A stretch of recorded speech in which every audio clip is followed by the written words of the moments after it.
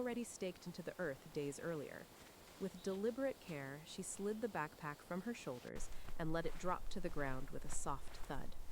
The zipper opened slowly, metal teeth parting one by one.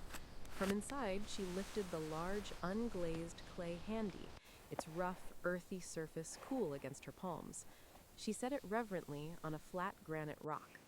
Next came the small jute sack of basmati rice, the leather pouch of whole spices, a cloth-wrapped bundle of marinated chicken, a tiny clay cup for saffron, a jar's ghee, fresh mint, and foraged mountain thyme wrapped in damp cloth.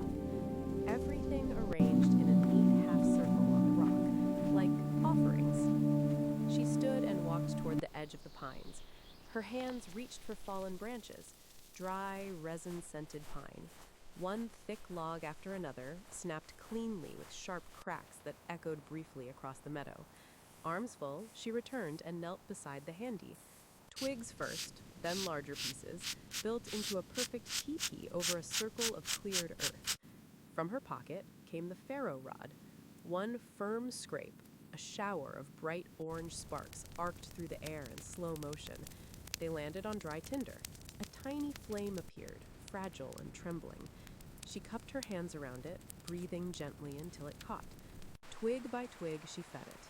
The fire grew, crackling, popping, sending thin smoke curling upward into the cooling air. Warm orange light spread across her face, her green t-shirt, the waiting clay pot.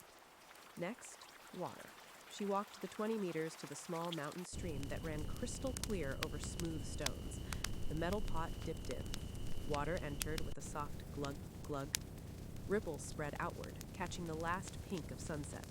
She carried the full pot back, set it near the growing fire so the stream water would slowly warm. Rice next.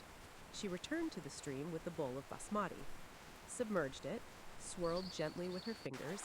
Cloudy starch water poured away into the current. Fresh water added, rinsed again. The grains now shone clean and bright. She carried the drained rice back to the fire. On the flat rock, she peeled onions, papery skins curling away and falling like dry leaves. The knife scraped rhythmically against stone as she halved them, then sliced them into thin, even crescents. Ghee went into the small iron pan over the coals. It melted slowly, cooling golden. Onion slices followed. The first contact hissed softly. She stirred with a wooden spoon. Slow, patient circles. The onions softened, turned translucent, then deep caramel brown. The air filled with sweet richness. She transferred them to a clay bowl, leaving the pan glistening. The chicken bundle unwrapped, yogurt spooned over the pieces, crushed garlic pressed in with the flat of the knife, fresh ginger grated directly onto the meat, fine, moist strands falling. Spices added. Cardamom seeds popped from pods between her fingers, cinnamon snapped into shards, cloves dropped one by one. Her hands massaged everything together until the pieces were evenly coated, glossy and fragrant. Inside the clay handi, the layering began, slow, almost ceremonial. First layer, a thin bed of caramelized onions spread evenly with her fingertips. Then spiced chicken pieces laid carefully, gaps left for steam to rise. A handful of parboiled rice scattered over the top, grains falling like soft rain. Another scattering of onions, more chicken, more rice poured slowly so it settled in gentle waves. Saffron milk, strands bloomed deep red gold in warm milk earlier, drizzled in thin, glowing threads. Ghee poured in a slow, luxurious spiral, pooling and sinking. Fresh mint leaves torn by hand and scattered, bright green against gold. Wild thyme sprigs placed delicately across the surface. A light mist of rose water from a small bottle, tiny droplets catching the firelight like diamonds.